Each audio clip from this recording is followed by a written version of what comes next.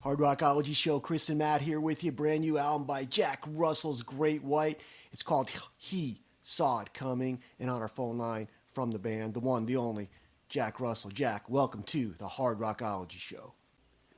Can you hear you? I don't know. The phone dropped? Hello? Can you hear us? Yeah, I got you now. All right. Okay, that's good. Can you hear me, Jack? This is Chris. Yeah, absolutely. The new album's called He Saw It Coming, and the question, Jack, I guess, is it was originally called The Gauntlet, and then you changed the name to He Saw It Coming, so was there a reason why you changed the name? Yeah, absolutely. Originally, The Gauntlet was kind of a jab back at their Elation album. So I thought, okay, well, I'd, do The Gauntlet as, I don't know, I'm sure back in ancient history in medieval days, the knights would throw down a gauntlet, and that would mean a challenge, So that was what it was about. And I started thinking about it. I go, I don't want to go there. This has got nothing to do with the other band. And it's all about, my band and that I have now and what we're doing. So I thought, okay, we'll find another title. And the track He Saw It Coming is really, kind of encapsulates the whole record. I mean, when I was 5 years old, and you may have heard this story, I wanted to be an archaeologist. And my parents bought me for my 6th birthday the Beatles' Help album. And I put this record on a record player, And I couldn't believe what I was hearing. It was so incredible. And I just, all of a sudden, I had this knowledge of my future. It was like the weirdest thing. I've never had an experience like that in my life since then.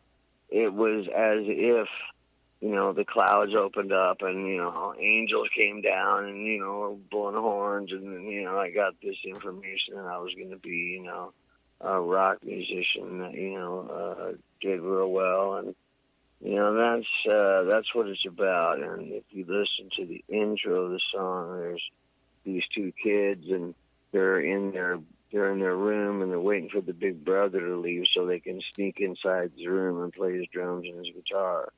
And when he leaves and they open the door up, there's this huge audience in front of them. They find themselves on the stage, and there's thousands of people. Hey, all right, and they freak out, and they go back in the hallway.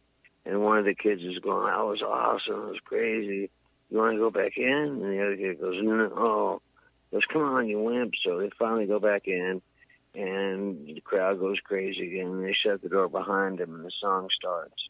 And lyrically, it starts from where it was when I came back, and people were just kind of, looking at me and like, "Oh, this guy, what's he doing? He's washed up. He's too, he's been through so much stuff. He probably can't sing." And they were surprised when I started singing in the band how good they were. And so it's about that. It's about, manifest destiny. Well, I, for one, I'm going to sit there and say I'm glad you made the decision to become a singer, because there's a shitload of archaeologists out there. And yeah, I know. Well, little did I know that one day I'd be a dinosaur, Yeah. I mean, not to mention you got one of those voices that most people, when they hear your voice, they know exactly who it is, and there's not a lot of voice out there as far as vocal stylings that sounds similar to you. So No, it's Jack Russell right away. It's Great White as soon as you hear his voice. It's a distinct sound, and it's one that my brother and I grew up with and love to this day still. Oh, thank you very much. I've been very blessed. My voice is on loan the way I look at it, and as is my life. So I've been very fortunate over the years to be able to still sing like I did when I was 30, or 25. Well, I have to ask you, because you did go back in 2015. You did release the track Hard Habit, and at that time you said the band was probably going to release a couple tracks here and there for the new album. Clearly, that track didn't make the album, and we're fast forwarding to 2017. So I guess my question is, were there some tracks that you guys recorded that basically didn't make this album, or pretty much a lot of the stuff that you and Robbie and Tony worked on? Is this on the album, or is there a different direction that happened between 2015 and 2017? Well, no, not so much that. It's just that, we had, when you put it up against the other songs that we had, it was it was not really as strong as the other songs, and it was really reminiscent of Aerosmith. And I didn't want, not that I don't mind having them as an influence, but I didn't want it to be like, yeah, it sounds just like Aerosmith, I don't mind people saying, yeah, it reminds me of this, or it sounds kind of like that, but when somebody says it sounds just like, that's a little, okay, well. And, it was a good song, but I don't think it was a great song. I liked it, but we had written much better material, I thought, prior to that. Plus, it had been out for so long, it was kind of, I don't want to give somebody something they already had, just to fill a record up. It's supposed to be a teaser. Okay, before we delve into the your latest album, You Saw It Coming, why don't you talk a little bit about the members of the band and how the band came together? Because, the sound of the album is really good. I think the people you put together, that you assembled for this album, I think are a great group of guys. So how did this whole band come together? Well, originally, I had used the drummer that played with Great White for a while after I fired Audie. He was a good drummer, but he had no dynamics. Everything he played was just loud. So, but he was the one that brought in the bass player, and who in turn knew Robbie, the guitar player. And I ended up getting rid of them both and keeping Robbie. And Robbie and I have been together since the inception. And he's just, as far as I'm concerned, the guy's a musical genius. He truly is. He's very talented, very nice guy. We write together like we've been doing it for 20 years. And, it's not hard. It's hard because I don't play an instrument, yet I come up with a lot of music. But I kind of gotta go down, down, down, down, down, down. Sounds like Desert Moon. Whatever yeah, it was. But I was just using that for example, and he's got to take that and make a chord out of it, because I can't hum a chord unless I had 5 more pair of vocal cords, So he's got to translate that into a chord, and he does that, but then he embellishes on it. Like the song "She Moves Me," I came up with that riff, and it was just a bass line. I said, dude, I want to just think really Stonesy and really just picture yourself sleazy bar, spilled full of smoke. Maybe 20, 30 people in there, and you're just jamming because you love jamming, and I kind of put that into it. And I think you succeeded. On the new album, I want to ask you, was the writing process for this a lot different than what you did previously with the original Great White albums? Because the style on this record is kind of all over the place, but in a good way. It's not what you would expect from Jack Russell. It's not like you're rehashing the same stuff you did with Great White over and over again, which seemed the case on the later albums, like particularly Rising. But on this album, it seems like it's like a brand new direction, and it seems like there's a lot of life in this. In the songs and stuff. So, was the songwriting a lot different than what you were previously used to? Yeah, it really was. It was either a case of Mark and I writing a song, or me and Michael writing a song, or sometimes the three of us, but generally it was one of the two. And, I use this for an example, an analogy, like, okay, you're baking a cake, and you use these certain ingredients, and the cake comes out tasting a certain way. Well, if you change one of the main ingredients, it's going to be a whole different tasting cake, and that's what happened. And me and Mark were a certain, mixture, and it tasted a certain way. And then, I got with Robbie, and the ingredients of the two of us, I believe, really made a standout cake. It's the two personalities and the two creative minds getting together and putting, their stuff together. Here's the biggest difference too is we set out, not necessarily. I don't usually, let anybody write the lyrics except for me. It's just a thing. I don't know whether it's ego or it's because, I think I can write better than most people. But, there's always somebody better. And so I would never, I'd never say, hey, Michael, help me these lyrics, or Mark, help me these lyrics. I would do them all myself with the melodies. And this time around, it took me a little bit, to have faith that Robbie could do it. And, I let the reins go. And he really added a lot to the band sound. And, he's now a lyricist, and, he's a great singer. All the band sings. But that's basically it. That was the difference. And everybody's really hungry. Nobody's jaded. I mean, these guys, except for Tony, haven't never been. This is the first time they've been on these huge stages or in large crowds. And he's just, they're really hungry for more of it. Where me and Tony are more or less, oh, yeah, I remember this place. We're excited. But yeah, exactly. But you can get a good idea of what the band looks like on the one video, A Sign of the Times. I mean, that's a really interesting video. I like the way it was put together. It's kind of basic in a way, but basic in a good way, and it really shows the strength of the band. I really enjoyed the video. So, like I said, if you haven't seen the video yet, everybody, I mean, you got to check that out. It's a really good video. Yeah, thank you. It was amazing because, in the old days, we used to spend, $150,000, $200,000 to do a video. I mean, we even had Michael Bay direct one, we used to spend all this money. You have to get there at 6 a.m. and get makeup put on, which I hated. And the end result was you go like, God, I spent $150,000 on that, or $200,000. Like, was that really worth it? And then we got to this one. And the record company had set this up. The guy shot it all, and I think we did like 3 or 4 hours of shooting with one handheld camera, and he edited overnight. It was amazing, and my manager had him just change out some sites, some sections, and make it better because there was quite a bit of footage rolled. So. I think that's the way to go. There's just so many sense to spend that money on videos, especially when they're not as impactful as they used to be. Now, Jack, I have a question, and this is going to pertain more to the direction you've gone. And I know you had 2 solo albums. You had the Shelter Me album, and then you had the For You album, which are drastically different directions than what you were doing with Great White. And even this album, He Saw It Coming, it's definitely a different direction than I think Great White ever would have gone had you guys stayed together.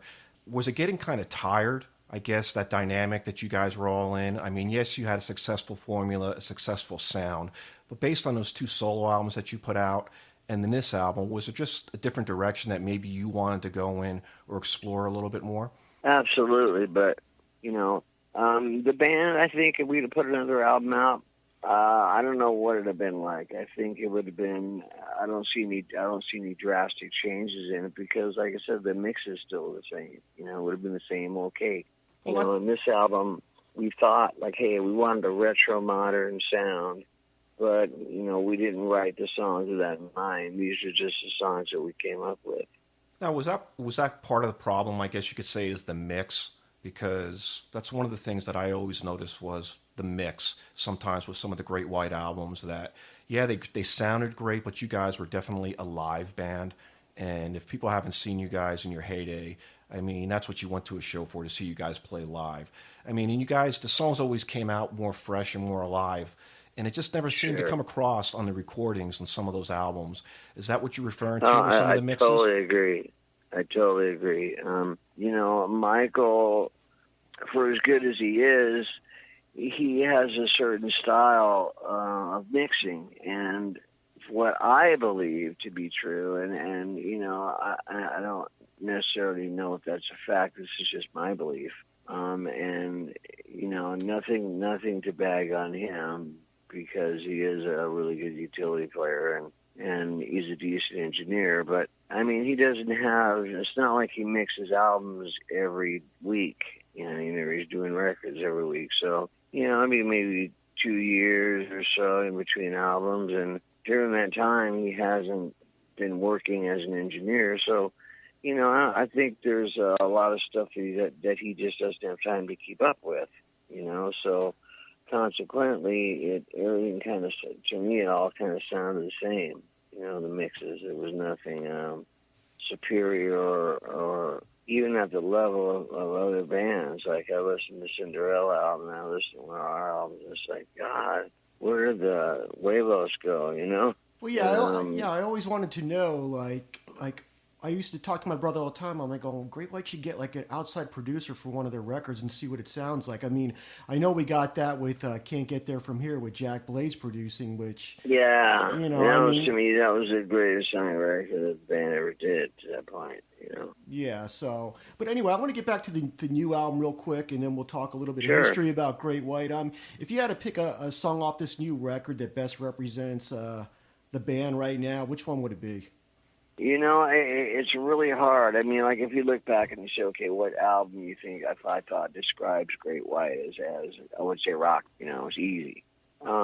This album, I mean, it's so diverse, and I mean that in a good way. And I don't want to sound like I'm tooting my horn because I'm just trying to answer your question as best I can. I think maybe Sign of the Times at this point, because you know it has that vocal breakdown, and you know it shows really how well the guys could sing. And this is the first album that I didn't have to do at least some of the backgrounds, because before a lot of albums I sang all the backgrounds. Correct. Yeah, You know, there wasn't a lot of there wasn't that much background on Great White music. No, and the fact that every one of these guys sings makes it great, because live we don't have to put them in a box, you know, and that's just a recipe for disaster anyway, you know. Now, I guess a couple yeah. tracks. I guess if you're going to say He Saw It or Sign of the Times is the one that represents the band, I would have to agree. I think it's got the best of every member of the band currently in the band, including your vocals as well. But there's definitely some other interesting tracks on there, and I'd like to ask you. For one, I think Love Don't Live Here is a great track. It's still got a lot of those classic Great White elements, but it's more modern. I guess it's got more of a modern sound to it. So that's one of my favorite tracks. So why don't you talk a little bit about that track? Well, that song, you know, was about a woman that just really tore me up. Not you know, just emotionally, but you know, financially. So but literally, it could be, you know, and it's a song that's related to anybody that's how they're heartbroken. I remember writing it. My wife and I took a little vacation just to get off the boat for a while, you know. And I remember I was upstairs, and you know the bar was downstairs. I'm watching everybody having a good time, and I just came up with this idea, and I basically wrote it in my head. And when I got back to the room, I put it down on paper. But yeah, it's one of my favorite songs on the record. I think the hook is really good and is interesting, and the it's memorable, and you know the lyrics are that's just what I love to sing, kind of bluesy, and you know I just love singing that kind of stuff. Yeah, but one of the things, like, I gotta say, this album does flow. I mean, we were listening to this album the other night before we were going to do the interview, and the album flows. I mean, there's not one track that sounds like another track, and it really does flow well. You don't ever. Thank you. That was, you know, something that we had been concerned about. You know, we really had to think about when we did the running order.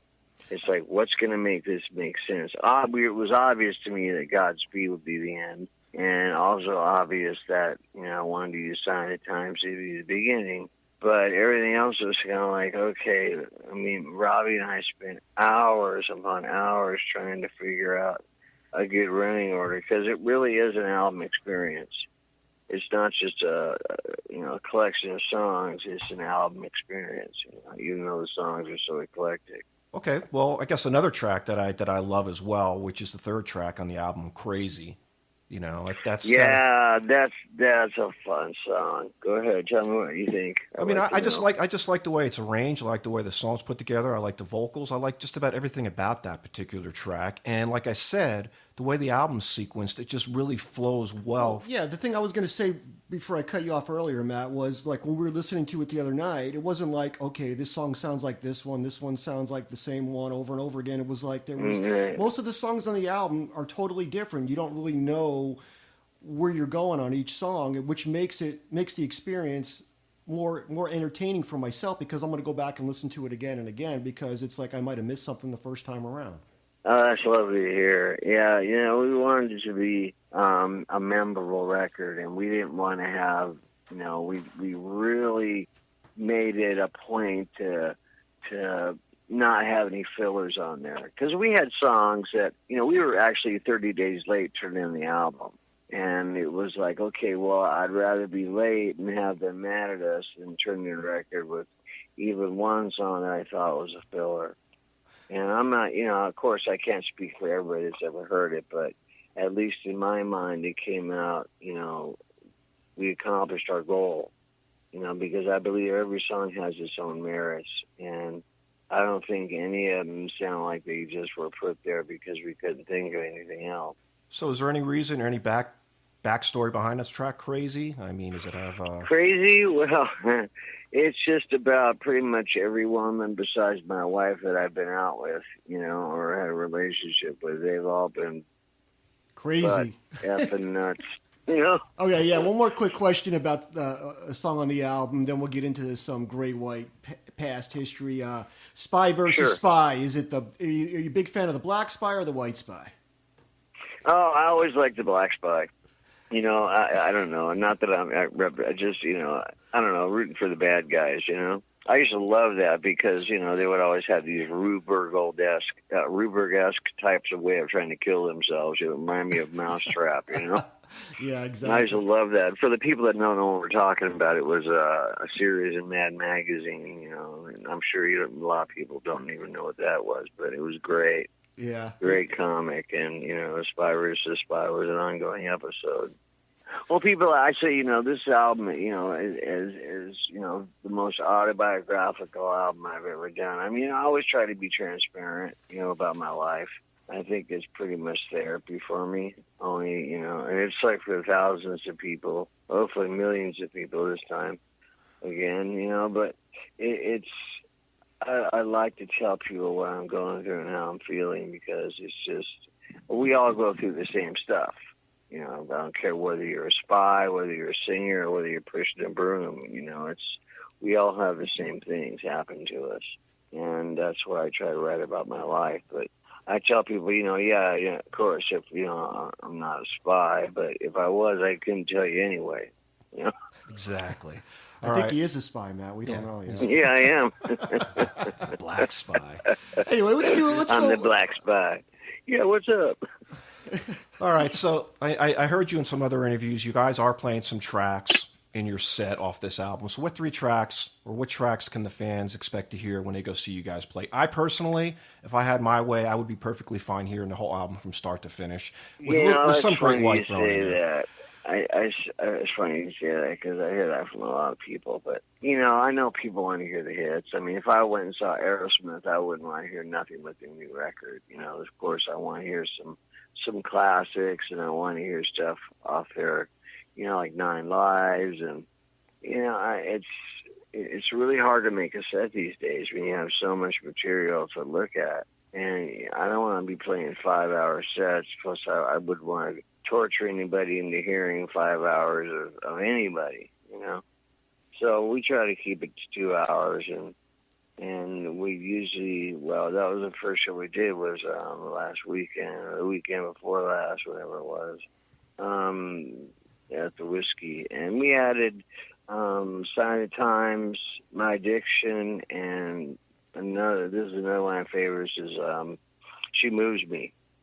So basically, okay, let's talk a little bit about She Moves Me. I know you mentioned a little bit about that being kind of like that dark, smoke-filled bar and just jamming up on stage. Is there anything else with that song that resonates with you? Yeah, that song was about when I fell in love with a porn star who, and most of them I found out, they hook on the side because, they only make like $1,000 for a movie. And, you have to make quite a few movies to be driving a Lexus and having this place with, just a beautiful house, and so you have to make a lot of movies and doing some other stuff on the side. And when there was a time when she was packing to go to Vegas for the weekend, and I remember her packing like a bunch of Fleet Enemas, and I'm like, okay, this is over. So it's an actual true story. So not a very good, not a very good one, but it's kind of that's what happens to me. Prior to my wife I have now, they were like me with boobs. Yeah, I hear you. All right, you're listening to the Hard Rockology Show. This is Matt, joined by my brother Chris, and on the phone we have Jack Russell, and we just finished up talking about Jack Russell's Great White, brand new release. He saw it coming, and great album. Highly recommend that you guys out there pick this album up. You're not going to be disappointed. Great album for Great White fans, and great album for basically just an overall great album. I personally, Jack, think it's sound-wise and everything else, I think it's the right direction to go in, and I'm going to sit there and say this.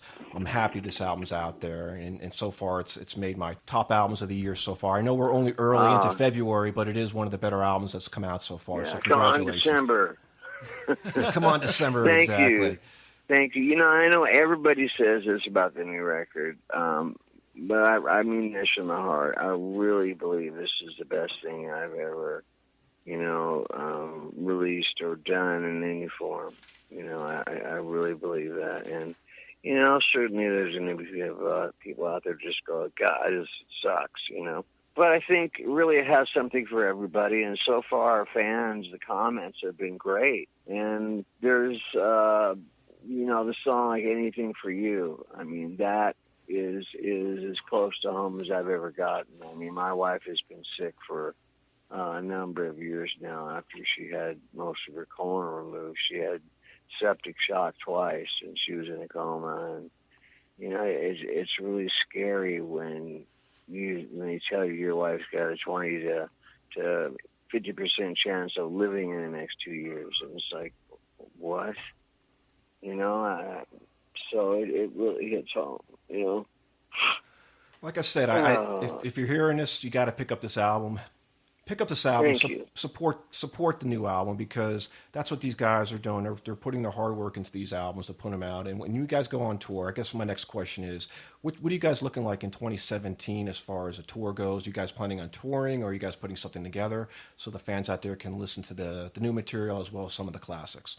Yeah, I know we've got something we're doing with Lead Forward at some point, and we got a lot of packages. We haven't even remotely close to filling up the year, but our agent works like that. It'll be like, God, man, we got to book a show this month, or our whole summer's going to be messed up, and all of a sudden he'll come back and have a paper full of dates, and you're like, wow. So I rely on him, and he's always come through. So hopefully this will be one of those times,